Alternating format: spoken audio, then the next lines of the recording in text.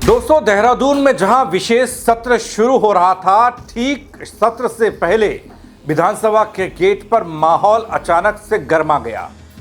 आखिर इतनी सुरक्षा के बीच ऐसा बड़ा हंगामा कैसे हो गया? गन्ना किसानों का बकाया भुगतान नहीं हो रहा है। विरोध का तरीका भी चर्चा में आ गया।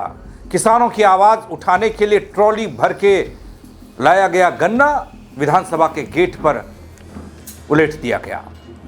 करीब 110 करोड़ के बकाया भुगतान का मुद्दा अब सड़क से सदन तक में गूंज रहा है। मामला बड़ा लगता है। खबर पूरी बताता हूं आपको। नमस्कार, पहला पंकज रौतेला, आप देख रहे हैं अपना उत्तराखंड न्यूज। दोस्तों, महिला आरक्षण पर बुलाए गए विशेष सत्र से ठीक पहले विधानसभा के गेट पर अफरा तफरी थी। हंगामा खड़ा हो गया था जब कांग्रेस के विधायक वीरेंद्र जाति ने गन्ने से भरे ट्रैक्टर ट्रॉली को वहां लाकर पूरा का पूरा गन्ना प्रदर्शन किया। गन्ना सड़क पर गेट पर लौटा दिया। किसानों के बकाया भुगतान का मुद्दा जोर शोर से उठाया। जरा इन तस्वीरों को देखिए, हंगामा देखिए।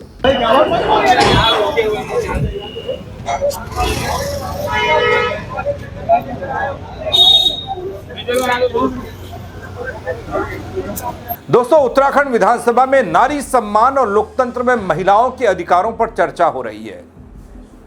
एक दिवसीय विशेष सत्र का आयोजन हुआ, लेकिन उससे पहले की यह तस्वीर किसानों के लिए, गन्ना किसानों के लिए बड़ी तस्वीर थी।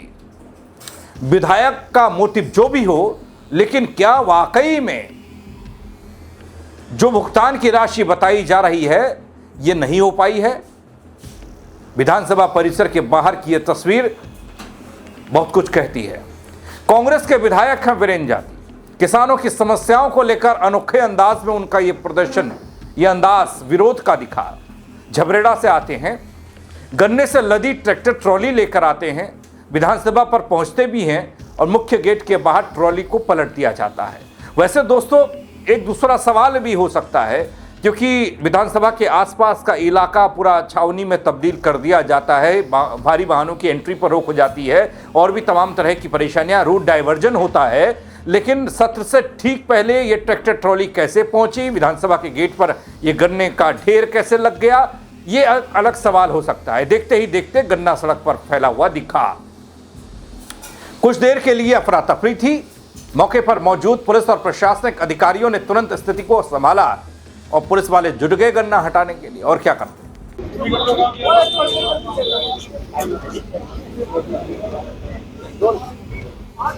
विधानसभा के विशेष दोस्तों, वीरेंद्र जाति ने साफ किया कि उनका मकसद किसी भी प्रकार से सुरक्षा व्यवस्था को चुनौती देना नहीं था, बल्कि किसानों की समस्याओं को सरकार तक पहुंचाना था। तराई वाले इलाके जहां पर बहुतेरे किसान हैं, किसानों की आर्थिकी पर ही उनकी पूरी जिंदगी चलती है।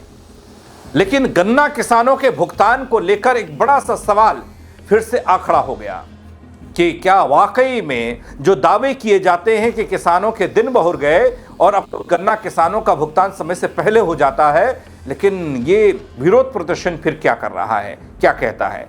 राज्य के गन्ना किसानों को लंबे समय से भुगतान नहीं हो रहा है, जिसमें उनकी आर्थिक स्थिति लगातार खराब हो रही है। ये बयान शायद सियासी हो, लेकिन अगर आंकड़े आप देखेंगे तो फिर सच्चाई सामने आ जाएगी। क्योंकि क्रिया की प्रतिक्रिया में इन आंकड़ों को झुठलाने के लिए कोई भी दूसरी तरफ का व्यक्ति सामने आया नहीं। तो ऐसे में पहली नजर में विधायक साहब सही लगते हैं ना। और ये देख ले कि भाई वहाँ का किसान कितना पीड़ित है। वहाँ के किसान कैंसर से पीड़ित है, अपना इलाज नहीं करवा पा रहे हैं। बच्चों की फीस जमा करनी पड़ रही है, वो नहीं कर पा रहे हैं। बच्चों की शादियां करने को विवश है। 2018-19 से अब तक 8 साल होने को है और ये सरकार अपने कार्यकाल में उन किसानों का भुगतान अब तक नहीं दिला पा रही है। तो हमारी मजबूरी है, हम किसान मजदूर सबके साथ हैं और हमारा ये जो इस तरीके के प्रदर्शन है ये बदस्तूर जारी रहेंगे। किसानों के लिए सरकार को चेतना चाहिए और विशेष सत्र बुलाकर या विशेष चीजें करके वो किसानों का गन्ना भुगतान उनको दिलाना चाहिए।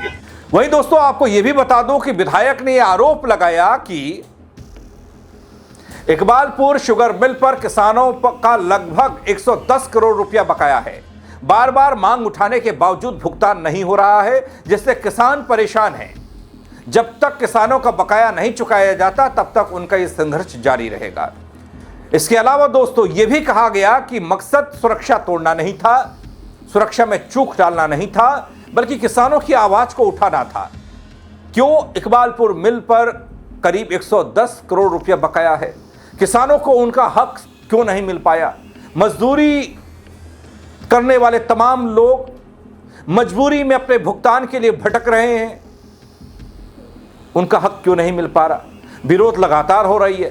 कांग्रेस के विधायक कहते हैं कि सरकार जागे और किसानों को उनका भुगतान मिले। देखिए, सुरक्षा को लेकर के मैं कह रहा हूं, हमारा कोई उद्देश्य सुरक्षा भेदने का नहीं है। बहुत सारे जो सुरक्षा में साथी लगे हैं वो भी किसान हैं और बहुत सारे तो हमारे क्षेत्र के भी हैं। कुछ ऐसे भी पुलिसकर्मी हमारे भाई हैं जिनका भुगतान अब तक इकबालपुर मिल पर है। हमने विधानसभा सत्र में अनेकों बार आवाज उठाई, तमाम बार हम लोगों ने ये मुद्दा उठाया कि भाई इकबालपुर मिल का 110 करोड़ रुपया बकाया है। हमने मंत्री जी को भी कहा, माननीय मुख्यमंत्री जी को भी कहा, लेकिन ये सरकार नहीं चेती। अब हमारी मजबूरी है कि हमें ये लड़ाई सड़क पर लड़नी पड़े और उसी के परिप्रेक्ष्य में हमने गन्ना आज विधानसभा के बाहर लाके डाल दिया है कि भाई सरकार की कम से कम आंख खुले। दोस्तों इस विरोध प्रदर्शन के चलते विधानसभा के गेट पर कुछ समय के लिए तस्वीरें, आवागमन पूरी तरीके से प्रभावित। पुलिस मौके पर पहुंचती है, अतिरिक्त बल को तैनात कर दिया जाता है, स्थिति को नियंत्रित करने की कोशिश होती है, ट्रॉली को हटाया जाता है, रास्ता साफ होता है। विधानसभा के अंदर महिला आरक्षण जैसे महत्वपूर्ण मुद्दे पर चर्चा चल रही होती है, जबकि बाहर किसानों के मुद्दे ने राजनीतिक माहौल को गरमा दिया। विपक्ष ने इसे सरकार की नीतियों की विफलता करार दिया, जबकि सत्ता पक्ष ने विरोध के इस तरीके पर हल्के फुल्के अंदाज में सवाल उठाए। दोस्तों सवाल ये कि जब विधानसभा के भीतर महिला आरक्षण जैसे अहम मुद्दे पर चर्चा हो रही है, उसी वक्त बाहर किसानों का ये आक्रोश, ये प्रदर्शन क्या सरकार पर दबाव डालने की वो पहली सीढ़ी, पहली कड़ी है कि भैया यहां पर अट्रैक्शन मिलेगा?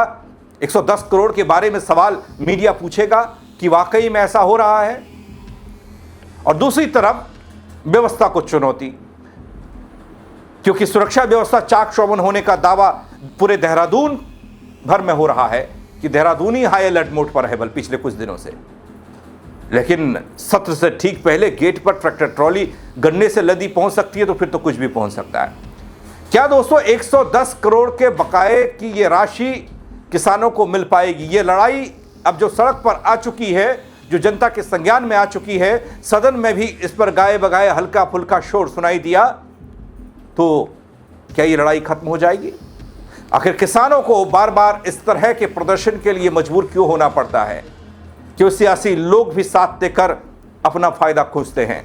सरकार इस पूरे मामले को किस गंभीरता से लेती है और किसानों की समस्याओं का समाधान कब तक होता है? ये वही सवाल है जिसका जवाब आना अभी बाकी है। प्रदेश में किसानों की हालत दोस्तों किसी से छिपी नहीं है। जहां हरिद्वार रुड़की का किसान गन्ने की कीमत को लेकर, भुगतान को लेकर सड़क पर उतरता है, बार बार प्रदर्शन करता है, उधर रुद्रपुर काशीपुर का लगता इलाका, वहां गेहूं और गेहूं की फसल को होते नुकसान, उस पर लगती आग, उसका नहीं मिलता मूल्य, सब परेशान करता है। यानी कि किसानों को परेशानी भारी है बल। आप क्या कहेंगे इस खबर को लेकर? कमेंट के जरिए अपनी राय जरूर दीजिएगा दोस्तों, शेयर कीजिएगा ताकि और लोग भी बता पाएं, किसानों की इस परेशानी में उनके साथ खड़े हो पाएं। फेसबुक पर देखेंगे तो फॉलो कीजिएगा, यूट्यूब पर देख रहे हैं तो सब्सक्राइब कीजिएगा। मेरे साथ जुड़ने के लिए आप सबका बहुत शुक्रिया। जय उत्तराखंड नगरी।